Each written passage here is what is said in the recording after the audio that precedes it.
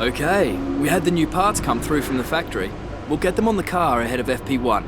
Hey, what's going on, guys? Aarava here, and welcome back to an episode of my F1 2018 Career Mode, episode number 29 today for the French Grand Prix. If you guys did miss the Canadian Grand Prix episode uploaded yesterday, be sure to go check that one out before you see this one. It was probably the best race of the season so far in terms of performance, raw out-and-out pace of our car, and it was a really fantastic ending there. But anyway, getting into the French Grand Prix then, with those two upgrades thankfully have been installed onto the car. They did not fail, so what was that? It was a major drag reduction update and a minor rear downforce update. You can see on the chart now we've pulled back ahead of Red Bull. They bring no upgrades from Canada to France. They plateau along with Ferrari. They haven't brought any updates ever since the Monaco Grand Prix. You can see McLaren have continued their trend of improving, and they're now closing up to Ferrari there, and they're way ahead of Mercedes now, and Mercedes still yet to upgrade this entire season. You can see Renault and Force India pretty much copycat patterning almost in terms of the trend line they have, but Renault remain ahead of Force India,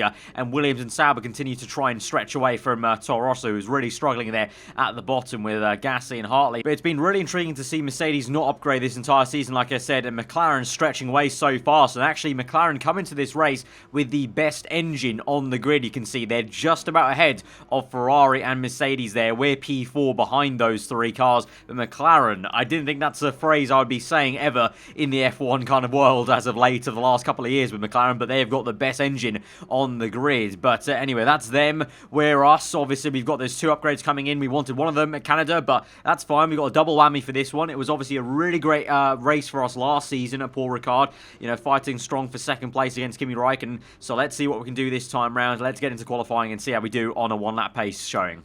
The circuit has rubbed in with practice, but this is still a difficult session as our drivers fight for pole position. Welcome to qualifying for the French Grand Prix.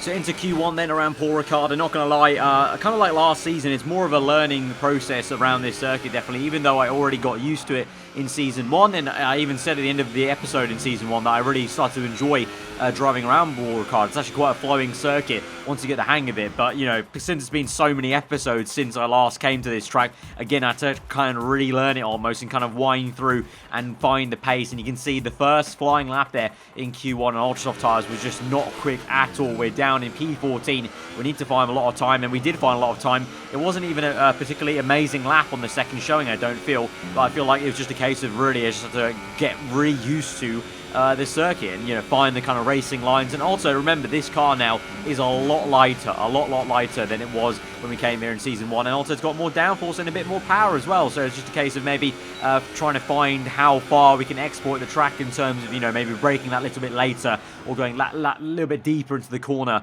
something like that. So yeah, we do eventually find our feet and we do get into Q2. Magnussen doing a really strong showing. You can see there Fernando Alonso P2 then just behind Magnussen in Q1. So that McLaren really is showing up. Obviously, best engine on the grid is definitely going to help you out along this back straight. Of course, we saw in the real-life Grand Prix how powerful this straight was in the race to make overtake. So I suspect maybe McLaren might be quite strong here down towards this chicane on the back straight. As Vettel goes fastest, then we're on our Q2 run. And you can see there, if you look close enough, we're on super soft tyres as I'm trying to qualify on the middle compound of tyre. Because remember, Season 1 showed us the one stop around Paul Ricard is so powerful. Probably the most powerful one stop, I think, around the entire calendar, I want to say almost, because you just gain that much time, and it's such a quick lap almost in a way that going on the two stop just doesn't work out really. So we're trying our best to get through. At the moment, we go from P3 down to P8 as we start to fast forward through this session. I was actually kind of looking at where on earth everyone was filtering out for the last part of qualifying. You can see I slow it down with 2.5 minutes to go, and I'm trying to suss out when we can go out. Maybe the McLarens are yet to set a lap time there. Fernando Alonso in P10. We're still P9, so we're actually still good. So at this stage, with 2 minutes to go, I thought I was fine. We moved down to P10 then, because then I think Van Dorn sets a time, Vettel sets a time, and in the end of it, we do get knocked out down in P11. So bloody close there. So you can see why I was quite hesitant, because if I went out for another lap, it was going to have to be ultra soft tyres. So that's why I hesitated at waiting right to the end of the session. And then obviously it was too late then. I couldn't go out there. I didn't have enough time to go out for another lap. But by that point, I was already in P10. And then as we ended the session, I think it was Van Dorn or Vettel set a better lap time then and pipped us down to P11. You can see also Alonso got knocked out in P12. So I'm very shocked at McLaren's pace pace there in Q2 because Van Dorn's only P9 there, but both myself and Alonso out of Q2. But crucially then, remember, both of us will have a free choice of tyres, you know. So ironically, the thing I wanted to was start on super softs. That's why I tried this qualifying session on super softs. I will still be able to pull off that strategy. And remember, last season, we did a similar thing from outside the top 10. So, you know, it's not all bad, actually. It might be a very big blessing in disguise. So I'm not going to be too disheartened by that, but obviously just a bit of explanation of why I got knocked out there, basically. I was just trying my luck, and it just didn't work out. But in the end of it might actually be, it might actually work out for not only me, but also Fernando Alonso. So let's see how we do then. Let's go to the intro, and then check out how the race shapes up then. Hello and welcome to the Circuit Paul Ricard, current home of the French Grand Prix, an event dating all the way back to 1906. It's been held at many venues over the years, with famous moments from Dijon and MONACO the feature of many a highlights reel. And let's hope we see more of those in the race today. Mastering a lap of Paul Ricard means getting to know 15 corners, 6 left and 9 right, for an overall lap distance of 3.6 miles. The two halves of the long Mistral Straight are separated by a heavy braking zone into a potential overtaking hotspot at the Chicane Nord. And watch out for the drivers running onto the distinctive coloured stripes, which are low in grip and highly abrasive. Anthony Davidson is alongside me as usual for the race today. Let's talk about the engineer. They're starting towards the back of the field today in a car that is fast, so they'll be disappointed, won't they? They'll have a sinking feeling as they look up from the cockpit and realise they're in a different postcode to the start line for sure. But the one positive they can hold on to is that the car is quick and they can make their way through the field. Well then, after an exciting qualifying session yesterday, let's take a look at how the cars line up. Lewis Hamilton lines up on pole position, with Sebastian Vettel starting alongside. Looking down the rest of the grid, we have Bottas, Raikkonen, Daniel Ricciardo, and Verstappen, Perez, Magnussen, Ocon, and Stoffel Van Dorn. The engineer, Alonso, Nico Hülkenberg, and Leclerc, Sainz, Stroll, Marcus Ericsson, and Pierre Gasly. Sirotkin and Brendan Hartley rounds off the grid. Now it's almost time to lights out, so let's go down to the track.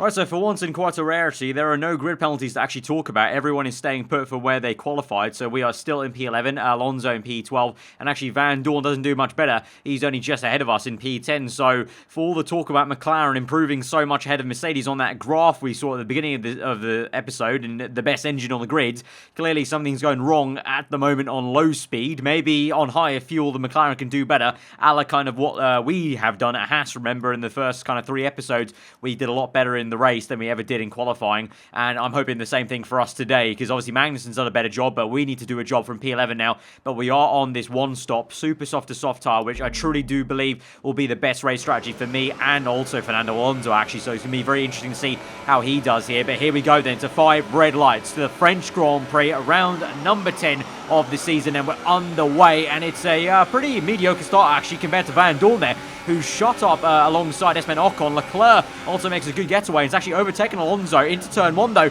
Bit of a lock-up on the front left, where we take advantage of Van Dorn going quite deep there with Ocon, and we're round the outside. Van Dorn and Ocon go side by side. Meanwhile, up ahead, Perez is trying to attack, I think it's my teammate, Magnussen, having a bit of a struggle at the moment in the opening sector. Magnussen down the inside of the Mexican. Behind then is Daniel Ricciardo, and then you've got the Mercedes car, I think, of Hamilton, who's struggled a little bit from qualifying, but we go down the inside of Perez there. Very opportunistic move there. I saw Magnussen effectively kind of pushed Perez off wide a little bit, and so that allowed us to make the move down the inside. Meanwhile, up ahead, we've got, I think that's Raikkonen defending from Valtteri Bottas. The two Finns go side by side, and meanwhile, we've got Verstappen overtaking Hamilton on the outside as well. So 2 moves already into that chicane. It's only lap 1 here, and Magnussen is right on the back of Max Verstappen. Can he make a move on the outside then of what is usually the flat-out right-hander in qualifying? Magnussen, the long way round there, keeps his foot in there, and he's going toe-to-toe with Daniel Ricciardo there. Can he make it it round. It looks like Ricciardo will just have the legs, yes he will,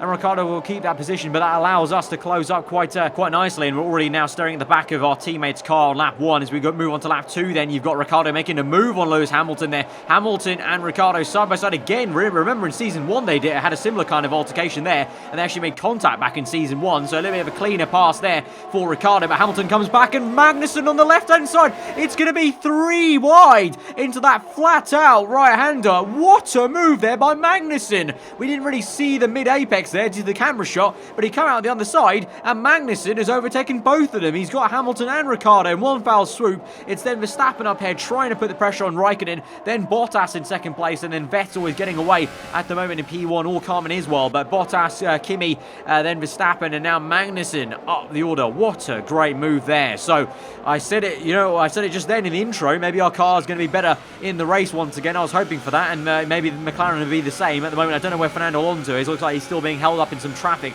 with S-Man Ocon. And speaking of traffic, we have to try and make our way through Ricciardo and Hamilton. They're actually seeming to be a bit slower than me at the moment, so I need to try and do a similar kind of thing to Magnussen, try and maybe pass them with as little effort as possible maybe, and try and do it in one go. Ricciardo and Hamilton, look at this. They're having such a good scrap here. Last season they had a little bit of one. Looks like this season they're trying to recouple and reimagine that fight for even longer there, as they're side by side for that entire sector, but it's going to help us out. Here we go.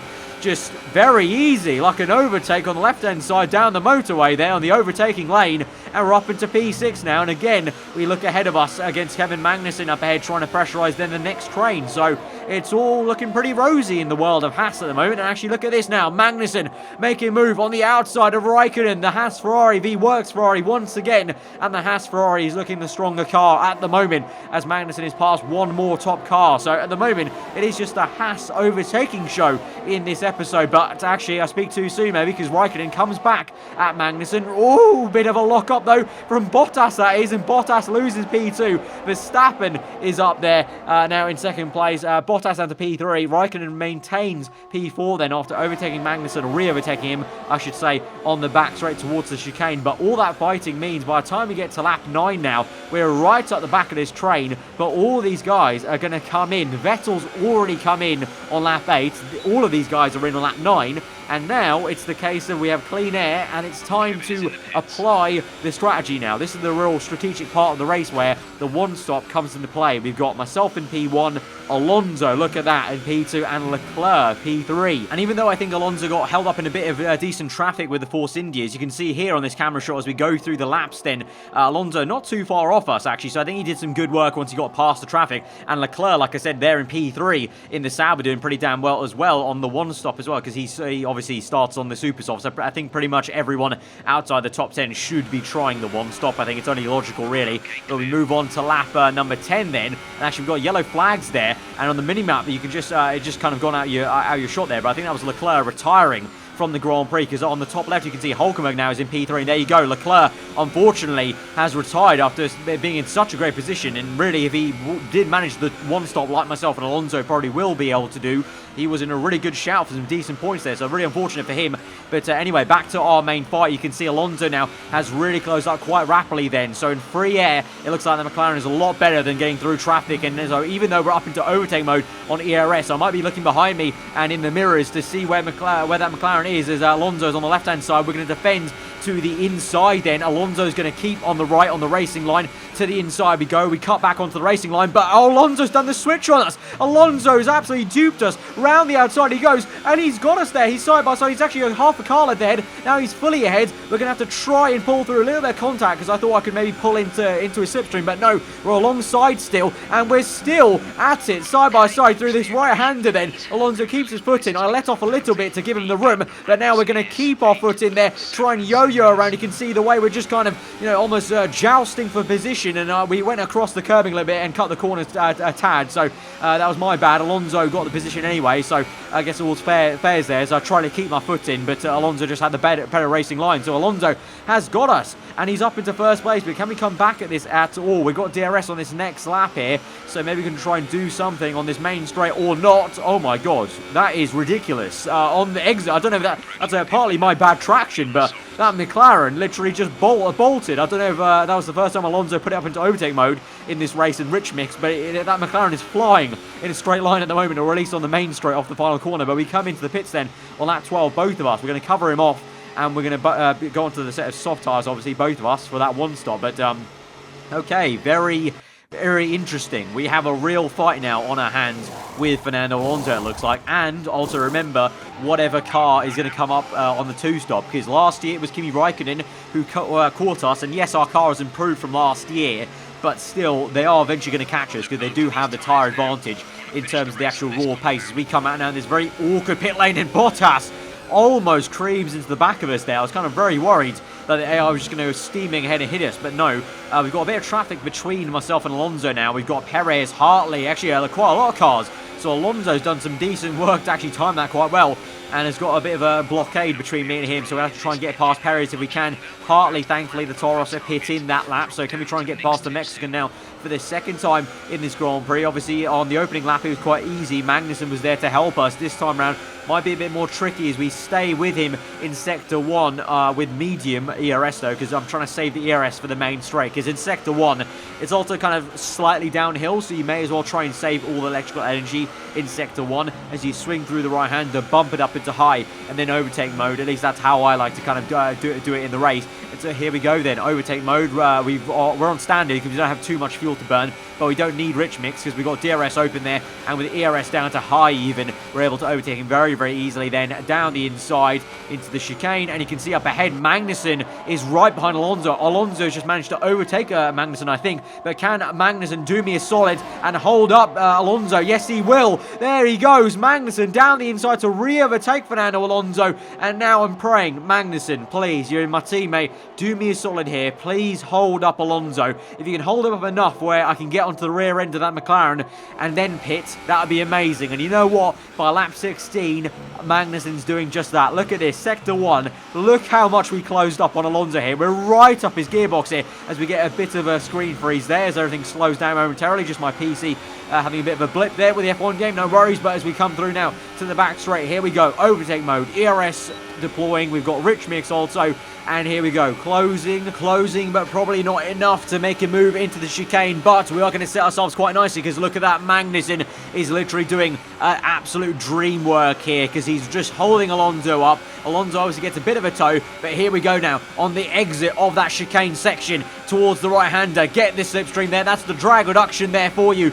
in the car. Down the inside we go, and we've overtaken Alonso, and that's how you do it. That's how you do some teamwork there. Really nice work, because literally, I'm not even kidding, on that lap, Magnussen comes in. Literally, Kevin, you've done me such a good solid there, and we're now ahead of Fernando Alonso, and we're up into P1 with a purple lap time there. It's all looking rather rosy here at Paul Ricard, but Alonso now doesn't obviously have anyone ahead of him apart from me giving him some dirty air, but he's going to get DRS off us. We don't have DRS off anyone else ahead of us, so it's going to be a bit of a harder challenge as we go through the final corner. Alonso is having another good run. That McLaren was really good off the last corner we saw earlier on in the Grand Prix, and yet again he makes a really good challenge on the pit straight there. We're going to put it up into overtake mode only momentarily though, because by the time we go into turn 1, Alonso has me with DRS, so we're going to bump down the ERS modes, try and save the electrical energy. We're down to none, I think that is even on the bottom right, because we're slightly going downhill, like I said, so we just save energy through these corners. There's no point deploying electrical energy because we're not really going to go anywhere with acceleration, so just going to try and harvest that energy as we go into the back straight now.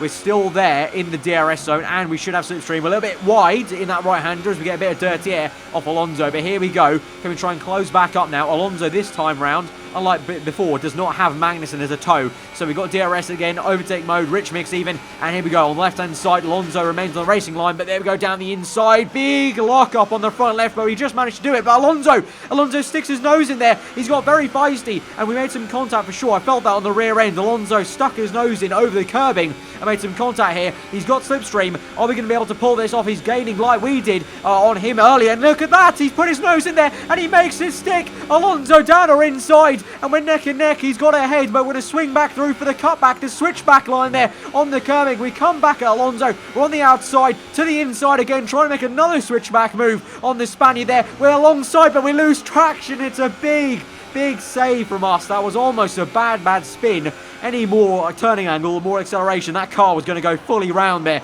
so he just about saved it. But Alonso does some brilliant work on that flat out right-hander. I honestly did not believe he was going to stick it in there, but I think he literally just got a nose in, and that allowed him to keep the momentum in and kind of forced us off a little bit wide. But we are going to come back at the Spaniard on the outside of turn 1 where DRS, plenty of momentum. We almost overshoot the entire circuit. We managed to wrestle the car through into the white lines, and we're back up into P1, but for how long? Because Alonso is still right there hounding us, and he's got a little bit of advantage. But let's look at a replay then. This was the move Alonso made, and look at that, fine margins, but that split second where he got the nose to the inside of my rear right tyre, and he's able to keep it in. Obviously then we swung back round, we're on the right hand side there, so fair play to Alonso for giving me the room there. Then we swing back to the other inside, and this is where we were fully alongside. You can see my front wing there momentarily, but then we just get a tank slapper. But whilst we were having that battle then, we've got 2 cars out here, and one of them is going to be Lewis Hamilton with a retirement, it looks like. They're going very slowly, and oh my god, there's a big old crash there with a car there. I think that might even be Valtteri Bottas. It's Valtteri Bottas. The 2 Mercedes cars. It's a Mercedes civil war here this afternoon. Hamilton has just taken out Bottas at the Grand Prix. Obviously, he was retiring himself, but in doing so, he's also taken out his teammate there. That is so bad. It's a double DNF for Mercedes, and in a season where, well, they're reigning constructors. Hamilton's the reigning world champion, and both of them are nowhere in the championship drivers-wise, and constructors-wise, even worse now with the double retirement. But now, we don't have time to worry about that. 7 laps to go, and Alonso is coming back at us now on lap 20, with Vettel also there for the taking. Vettel's come out of nowhere as we've been fighting. It's a big lock-up from Alonso, big lock-up from myself as well, as Alonso just about keeps P1. He almost put me off there. I was too busy looking at his lock-up to worry about my braking, and so I locked up on the same exact tyre, the front left there. And now, instead of looking ahead at Alonso, I'm kind of worried about the cars behind me. We've got Vettel and a very fast Max Verstappen closing up on us. So this is now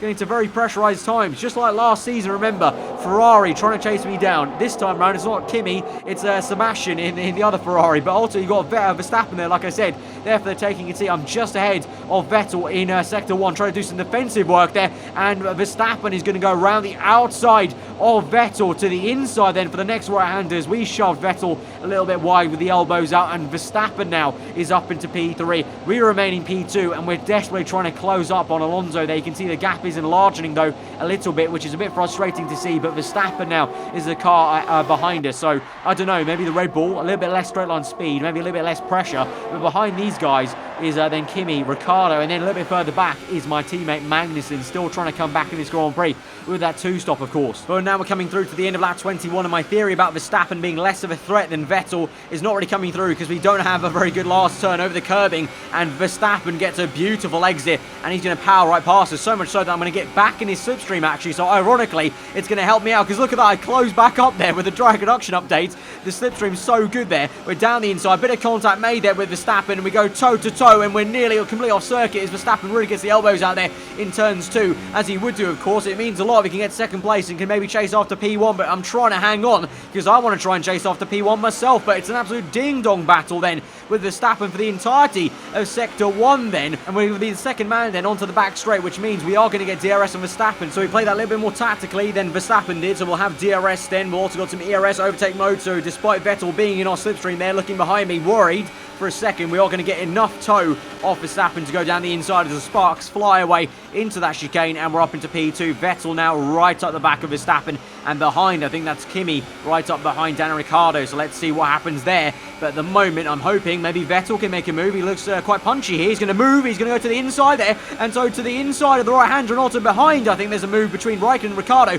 but Vettel has gone down the inside, and I'm hoping these two can now scrap a little bit and hold each other up so I can get away and just try and focus my mind on the actual racetrack rather than trying to defend a position and try and navigate a car alongside me. And it looks like that's exactly what might happen, as Verstappen now is trying to re-overtake Vettel in this same exact place. Vettel overtook him down the inside of that right-hander, proving to be a very popular place to pass, despite being, very much a corner you don't think you would make a pass there, because everyone surely be kind of flat out. But obviously when you're side by side, one of the cars has got to give, one of you's got to lift off a little bit to give the other some room, and so that's how the passes are being made here. And also, just like real life, the passes are being made in the chicane is Magnussen, that is, around the outside of Ricciardo to make that move, and now can maybe get on the back of the two Ferrari cars, let's see, as yet Magnussen just pulls ahead of Ricciardo. So Magnussen, my teammate, might come back in this and might help us out, actually, if he can maybe overtake the Ferrari cars and keep them at bay. But meanwhile now, as we move on through to the second last lap of the Grand Prix, and now we are catching Fernando Alonso, but equally so Verstappen is catching us. But in this same very popular part of the track to make overtakes, we are gaining Alonso, and we're going to go around the outside of him there and try and keep our footing on the curbing. Alonso squeezing us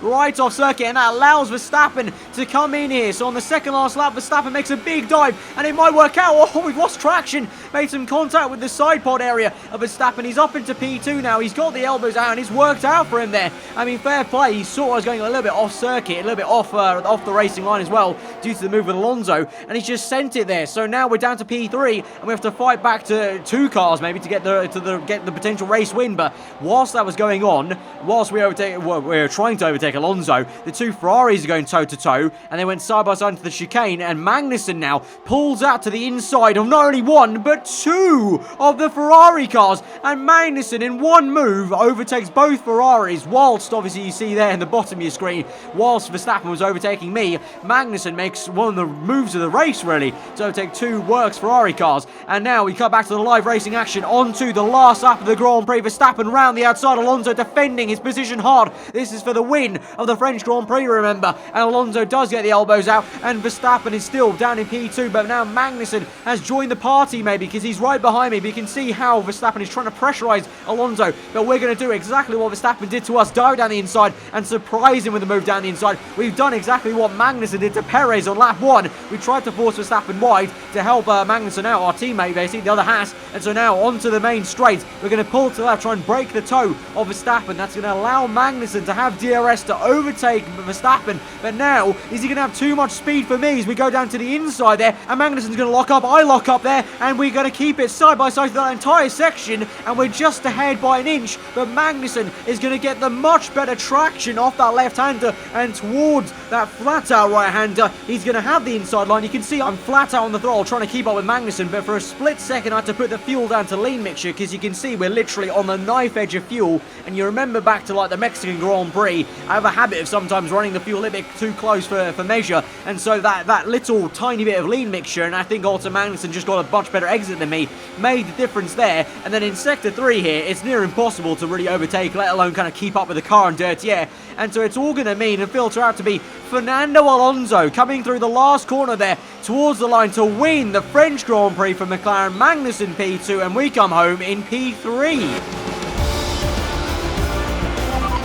Brilliant job, mate. That's a fantastic podium. Super driving, really strong pace. Very happy. It was a tough race at times, but they've held on to take a great victory for McLaren today. So, how exactly did they set themselves apart from the pack today? I think we'll chalk this one up to a deft touch on the brake pedal. That's allowed them to challenge down the inside into the braking zones, and ultimately, if you do that often enough, you end up winning the race.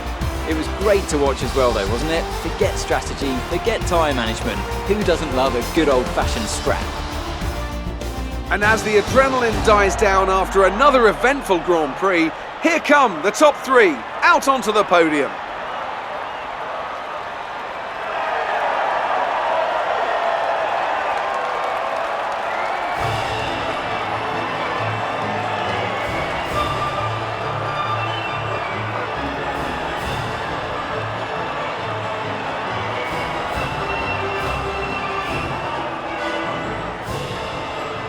Absolute scenes here at the French Grand Prix. Fernando Alonso is back on top of an F1 grid there on the top step of the podium. Wins the first race for McLaren there this season, let alone the entire career mode there. McLaren's first win. It's been coming though, because they've been improving so fast, and this race, best engine on the grid, quite some way ahead of Mercedes. The correct strategy to be on the one stop. It's just a shame that I couldn't pull it through, but Alonso had way more pace than I did at the end of that race. I think the tyre wear kicked in a bit, and Alonso just did a better job. And then obviously I was too preoccupied with fighting Verstappen, Vettel, Raikkonen, Magnussen, like just name like any more drivers really I was trying to fight in that race. And in the end, obviously also got unfortunate with Magnussen having so much pace on the faster compounded tyre there, and that little bit of lean mixture, that 1 second where I had to put it into lean, otherwise I was going to run out of fuel on the line. It would have been a lot worse than P3. made the difference there. But obviously still in the championship, still good, good day for us and the drivers and the constructors. Obviously Magnussen closed up a little bit, but still all in all, can't be too upset with that. But, you know, really honestly, I'm just kind of still trying to take in what that race was. It was such a bonkers one again, just like Canada. It all kicked off there right at the end as well, and just to see Fernando Alonso at the top step of the podium in itself is crazy enough. You guys were going mad for seeing him on the podium at China earlier in the season. Well, get a load of that. Smash the like button if you're a Fernando Alonso fan, seeing him on the top step once again in F1 2018 career mode. But it's now time for our interview then, after what was quite an exhausting Grand Prix, I can't lie. Amazing performance out there. You must be really happy. You were cutting your way through the field during the race. So ultimately, obviously, you have to remember we came from P11 to P3, so still a fight back there, so I'm going to compliment the car chassis in that regard. You must be happy with the result today. Happy with the result still. Like I said, you know, I can't be too disheartened. Yes, it's annoying being my teammate like that on the last lap, but still good result, so going to compliment the team there. You had a close battle today, didn't you? So yeah, obviously a very close fight with Magnussen, and although I was a little bit pissed off with him overtaking me on the last lap of the Grand Prix, I've got to be a bit of sportsmanship and say we're pushing each other this race. There was quite a lot of contact today, wasn't there? There was a lot of contact out there this race. I don't know who this was actually talking about, but I'm going to, go for the fact that other people need to learn how to drive and keep it off me, and actually that's a decrease of rep with Mercedes. Appreciate your time. So quite ironically, the entire time in F1 2017 career mode, I despised Mercedes. I actually hated the fact I got stuck in that car, I remember, in F1 2017 vanilla career mode. And so I kind of find it quite funny that in this series so far, Mercedes aren't doing quite well. And definitely I don't have a very good rep with them either. But anyway, towards the end of that episode then, we do get a 500 points R&D bonus for getting the enough points in those 2 races for our contract bonus. And speaking of the contract, we have another chance to negotiate our contract with Haas. Obviously at this time, not focusing on any of the team at the moment. Want to try and finish off the job we're doing here this season, halfway through almost of this season 2. So going to renegotiate. We're going to pretty much have the exact same terms as last time. So level 3 on the upgrade speed, level 3 on the race bonus. We're going to also kind of go for level 2 on the simultaneous development. So that's going to give us 3 different simultaneous abilities on the actual each department there. I haven't actually even done 2 that many that often. We're going to go for level 2 there. Still 0 pit stop efficiency, and we're going to go for medium on the goal, and that's going to be actually bang on, literally like a 2 or 3 pixels there to what my actual value is. So I'm getting quite good at actually guesstimating what the value of the contracts are, at least for my team at the moment with Haas. Obviously with a different team, it could be entirely different there, but getting quite good at the negotiation process there. And then before we round out the episode, in terms of talking about R&D, obviously we've got a good bonus there of 500 points. So I thought finally, I saw a few comments, I think 2-3 episodes ago, asking when I was going to do it, and we are finally going to go for the ultimate tyre wear upgrade. I feel like, yeah, we could still improve the aero and also the engine, but at the same time, also coming up to other races in the future where are going to be high tyre wear circuits like, Hungary, I'm thinking of Singapore as well. The ultimate upgrade is going to be a big deal on the tyre wear, and also it's another ultimate upgrade. It's just going to mean our chassis is that much better in that department. So it's obviously going to take a bit of time. The ultimate upgrade, even with shortcuts on the upgrade speed, still going to take a fair few episodes, but when it comes in, it's going to be a big update to the chassis. You can see how far we're going to streak away there on the chassis side of things, so that's going to be really exciting there. So that's going to round out the episode then, guys, and what has been a thoroughly hectic French Grand Prix with Fernando Alonso coming out on top. So once again, guys, if you did enjoy it, hit that like button. Let me know what you thought in the comments below. If you're new around here, do get subscribed for weekly Formula content. I've been Alfa, home to today, and I will see you guys next time. Goodbye.